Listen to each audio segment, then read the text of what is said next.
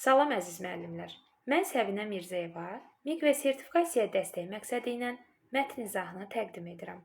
Şeir parçasının məzmunu ilə tam səslənməyən atalar sözünü seçin. Şeirimizi səsləndirək. Ayrıldıq qəribə hədiyyələrlə. Göylər eşqim kimi mənə əzizdir. Ayrıldıq dənizlə, ağ ləpələrlə. Necə aparasan? Dəniz dənizdir.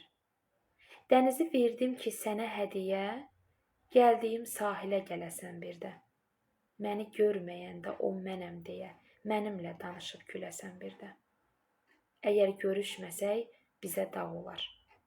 Dedim, neçə dəfə belə dedim mən. Dəniz sahilinə qayıtmaq olar, göylərin sahili varmı? Gedim mən. İlk növbədə şeir məzmununu təhlil edək. Nəbi Xəzrinin bu şeir parçalarında ayrılıq, həsrət, sadiqlik və romantik duyğular ön plandadır. Şair sevdiyindən ayrılsa da, təbiəti dənizi, ağ ləpələrlə bütövlükdə onun xatirəsinə bağlayır. Dənizi ona hədiyyə etdiyini deyir ki, sevgilisi dəniz sahilinə gələndə onu xatırlasın, sanki onunla danışsın.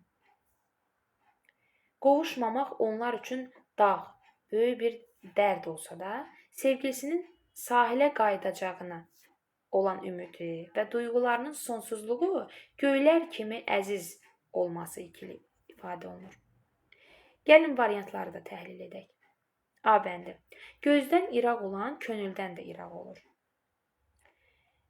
Şair şeirdə ayrılığa qarşı çıxır və göyləri, dənizi xatırladaraq sevgilisinin onu unutmamasını istəyir və o bilir ki, gözdən iraq olan, bəli, könüldən də iraq olur, uzaq olur.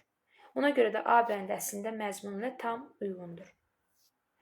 B bəndi. Könül sevəni gözəl görər. Şeirdəki dərin sevgi və təbiətin eşq gözü ilə əziz görülməsi tam da könül sevənin gözəl görməsi ilə əlaqəlidir. Ona görə B bəndi də uyğun gəlir. D bəndi. Hər aşığın bir dövranı var. Bəli, sevgi həyatındakı dövrlərdən, ayrılıq mərhələsindən bəhs edir elə tam da bu şeir. Ona görə D bəndi də uyğundur. Y bəndi. Sevgi eşqlə başlar, həsrətlə sınanar. Şeirin tam da mərkəzində duran motiv budur. Ayrılıq və həsrət sınağı. Elə ona görə də Y bəndi tam da uyğun gəlir məzmunca. Bizim doğru cavabımız C variantı olacaq. Torpaq deyər, sən mənə 1 ver, mən sənə 10 verim. Yəni tamamilə zəhmət, əmək və əkinçiliklə bağlı olan atalar sözləridir bu. Ona görə şairin şeirdəki romantik, duyğusal və məhəbbət mövzusu ilə heç bir əlaqəsi yoxdur. Bu qədər. Onlayn dərslərimizə qoşulmaq istəyirsinizsə 050 505 1246 nömrəsi ilə əlaqə saxlaya bilərsiniz. Hələlik.